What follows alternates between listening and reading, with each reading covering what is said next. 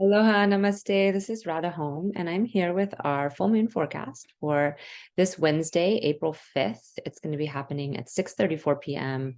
Hawaii time, which is 9:34 p.m. Pacific Standard Time, and moves from there into the 6th for the East Coast of the United States and places further east than that. Hasta is in Virgo. It's right in the middle of Virgo, and it is the constellation Corvus, which is the hand, the open hand. And this open hand represents the manifestation qualities of Hasta. It is in an earth sign. It's in Virgo, excuse me. So there's this quality of actually making things with our hands, and this healing quality of our hands, where we're able to tend to the earth, make herbs, perhaps massage or other healing techniques like this. The deity of the nakshatra is Savitra, and he is that part of the sun that is just coming up on the horizon when the sun is rising. So we can see that we've already done some of the work. There's already some part of the light that is there and arising. And we have this, new day, this new dawn to put into action, or put into the material world what we want to make happen. This is a really intense full moon in many ways to contrast our new moon cycle that we had in Pisces 2 weeks ago, because we have the ruler of Virgo, Mercury, joined in exact degrees with the North Node. And I'm going to go ahead and share my screen so you can see what I'm talking about. So we have Mercury here, just moments away from being exact with Rahu, the North Node. And the nodes move backwards and Mercury is moving forwards. So they're like coming in towards each other at the exact moment of this moon. And so what that indicates is that there might be a lot less of the grounded quality that Virgo carries. It is an earth sign, as I said, and it's also the sign ruled by Mercury, where we have this capacity of discernment and of practicality and the capacity to be objective, and not use our passion or our fear or our sort of emotional energy to dictate or determine what is true and what is not true. But when we bring the North Node into the picture, that becomes less so, because the nodes of the moon are Chayagraha, they're shadow planets. They are illusion. They bring us very forcefully forward into new karma, and also where we're not looking from behind in the past karma with the South Node. The North Node in particular has this very airy quality, and it's not just like wind that moves back and forth. It's really blasts out and sprays out in many directions. It's very exaggerated. We tend to see things as much bigger than they are with the North Node. And to really have this quality of suspicion, there's also an aspect of like foreign, something being like unknown, and therefore something to be suspicious of or secretive of. There can be untruths with Rahu, and there's a lot of stops and starts because it is very new energy. It's where we are freshmen. It's where we don't know what we're doing. And instead of listening to the advice of seniors, we try again and again and again to learn our own way, which is often the hard way. So of course, it'll depend on what this rules for you specifically and what houses these are. But for all of us, this is going to have to do with our communication, because Mercury indicates our thoughts that come in, the information that comes in, how we organize it. Mercury's exalted in his own sign of Virgo, where we're able to really organize and find neat little compartments for each of the pieces of information. And that helps us determine, fact from fiction, or to stay in that sort of objective quality of, okay, this information fits over here, this information fits over here, and we're not as likely to draw conclusions and make things mean something so quickly. Well, when we bring it into Aries, we already have a quality where we're less patient, and we take less time to actually look at the details and see where they fit. Aries is not about organizing. Aries is about doing. And we tend to make very quick assumptions when Mercury is in Aries. It's like, this is right, this is wrong, this is black, this is white. No, yes. And move in a direction that is of our own self-serving quality. So this can be dangerous with our communication. And we also have Mercury and Mars in an exchange of signs. So Mars has been in Gemini for some time now, since March 12th. So for, at least 3 weeks. And now Mercury is in Aries, Mars's sign. And this can bring intelligence to have them in each other's signs, but it also brings a lot of fire to our speech, to our language. We can be angry on a dime. Mars is where we're individuating. It's where we're strengthening ourselves. It's where we're finding our own way. And we're doing this through hopefully physical exercise or emotional strengthening. When Mars is in his own sign of Scorpio, we see that.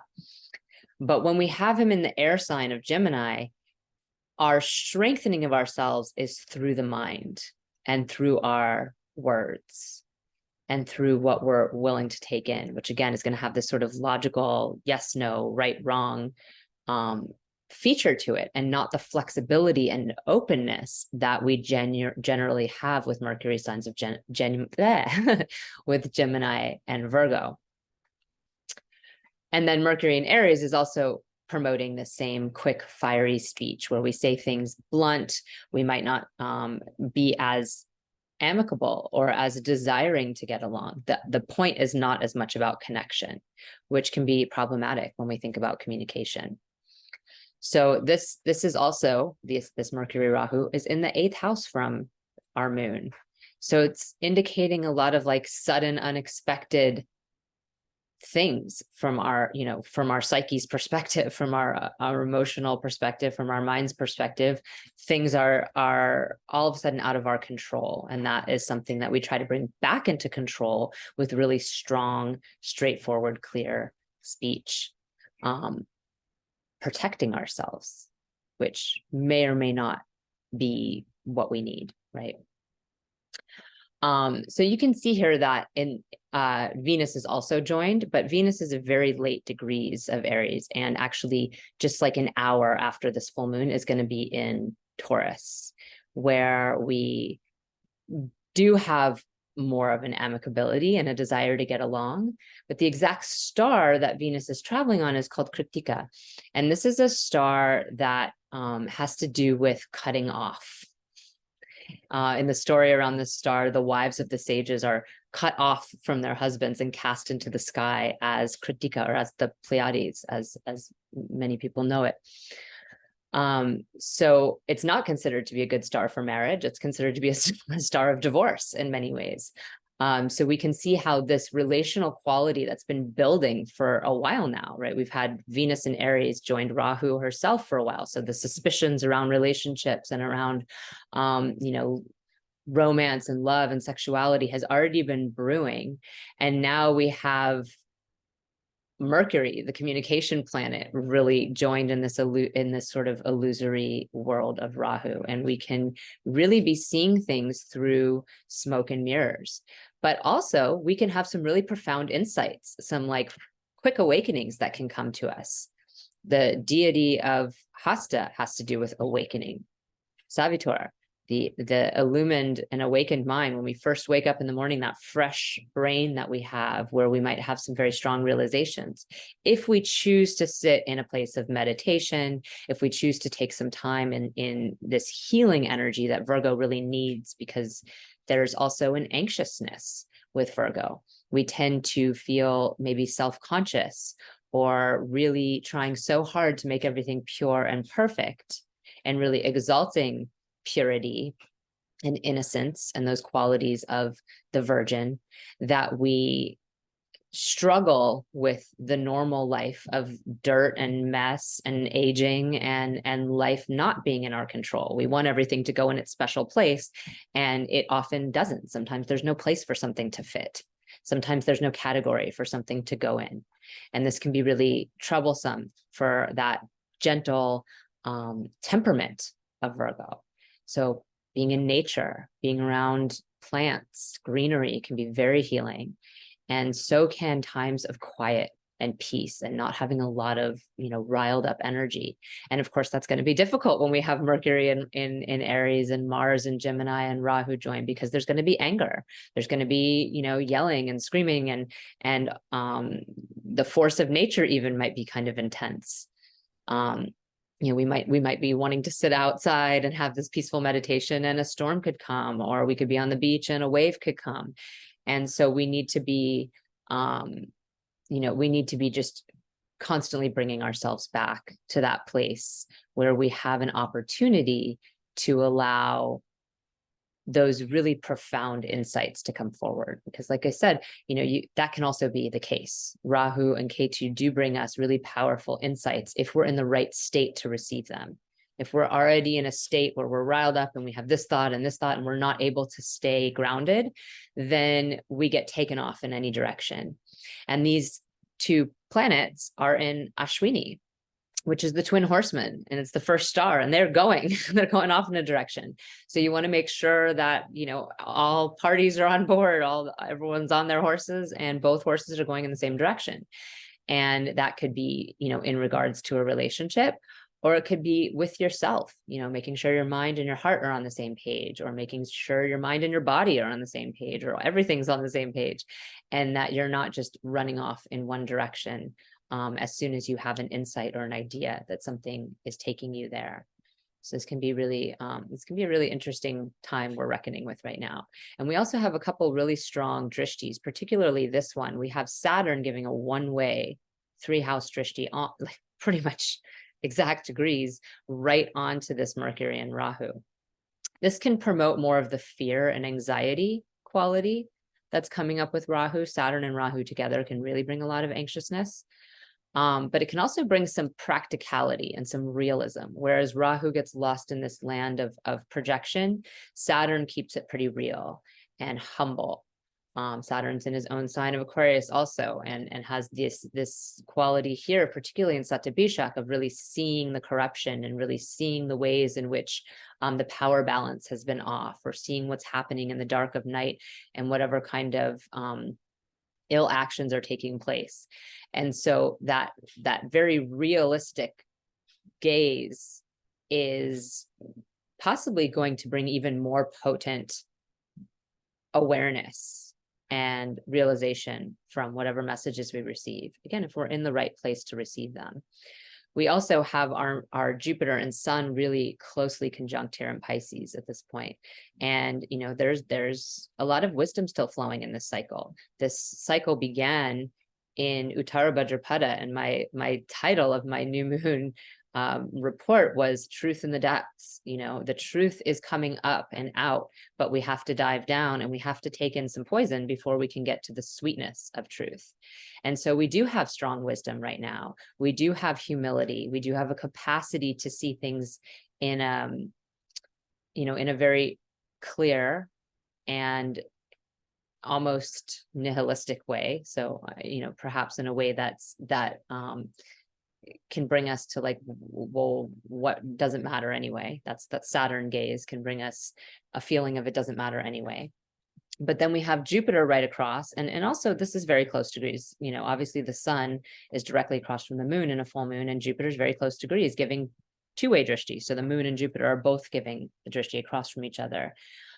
This gaze, and this is optimism, this is hope, this is like the opposite of what Virgo normally relies on, but allowing us to see the big picture and see that, even if the momentary details of what we're dealing with right now don't feel very good, there is something bigger that we're working towards, and there is something bigger that can bring us peace. And ultimately our goal is that, right? Ultimately our goal is to walk each other home, as the star Revati indicates. It's to find peace. It's not to enjoy this moment or this relationship or this situation. It's to have an everlasting type of happiness. And so we can be reminded of that in this moment, in this time, and have that be our guiding light, have that be our North Star, and know that everything else might feel kind of chaotic in the meantime. We might not have all our ducks in a row, or we might not have all the information, or we might have a lot of information and not, and feel a lot of discomfort about what it is that we're seeing or what we're becoming more aware of.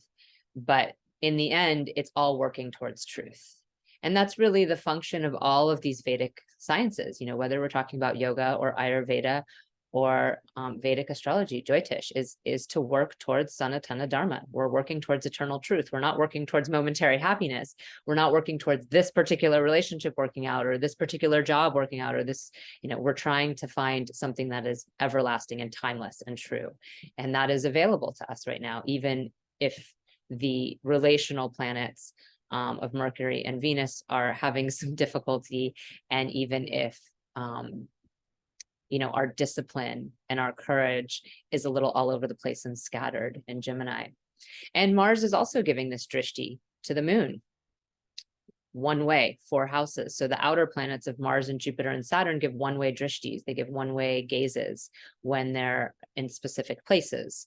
When planets are across from each other, they give it in exchange. So the moon's giving to Jupiter, Jupiter's giving to the moon, moon and sun, something like that. But when we have Mars here, it's just giving his gaze to the moon. Well, this is going to bring anger into our anxiousness, but it will also bring more courage. Often Virgo can feel very self-conscious and anxious and not have a lot of courage and not have a lot of drive or determination to do anything or get anywhere. And so this Mars drishti can really help add a little fire into our neat making, our organizing. But it can also really rile up our nervous system and, require even more healing to take place, which is really going to be one of the big themes that we're looking at right now. We've been sort of checked out for the month. It was a Pisces new moon. So the cycle of the month was this Piscean quality of merging with everything and seeing everything as one and accepting all and really trying to find peace. And now we're in this apex of the month where we're seeing the opposite energy need to be integrated. Now we have to pay attention to the details also. We can't just kind of say, oh, it's so confusing, let's just stay in the water. We have to actually come out of the water and dry ourselves off on dry land and sort things out. And just like if you actually go swimming, you need to come out and clean yourself and dry your suit and put on fresh clothes and do all these different things. We have to actually take care of the minutia right now as well. One of the things I've been working with this past couple weeks and was just brought into my home in the form of a yantra is the goddess Matangi. This is the beautiful yantra. This woman, Jen, her Instagram is Karma by Design, makes these really amazing yantras. And this is the Matangi yantra. And she is a goddess who has to do with these qualities of our thoughts and how what we think and what comes into our brain then comes out again. And we often think of Saraswati as this goddess of, the illumined word. And Saraswati is that. And she has to do with the arts and, beauty and music and writing and this eloquence that we might have. Matangi brings up a different side of that. She has this quality of Kali in her because she is she's one of the Das Mahavidyas, one of the 10 wisdom goddesses, a form of Kali that exploded into 10. And she is a little wilder than Saraswati. She actually is often depicted with an elephant head and considered to be a consort of Ganesh, who has to do with the Vedas and wisdom. And she is an outcast. She's a Chandala girl who has a willingness to accept offerings, prasad. When you leave food for a deity, you want it to be clean, you want it to be on a fresh plate, you want it to be untouched. She's one of the only deities you can, maybe perhaps the only deity that you can give used food to. You can give, food that's dropped on the floor or food that's off of a plate that's been eaten off of. too. And her story is really beautiful for a lot of people who have strong Virgo energy. So I wanted to transmit that to you all for this full moon.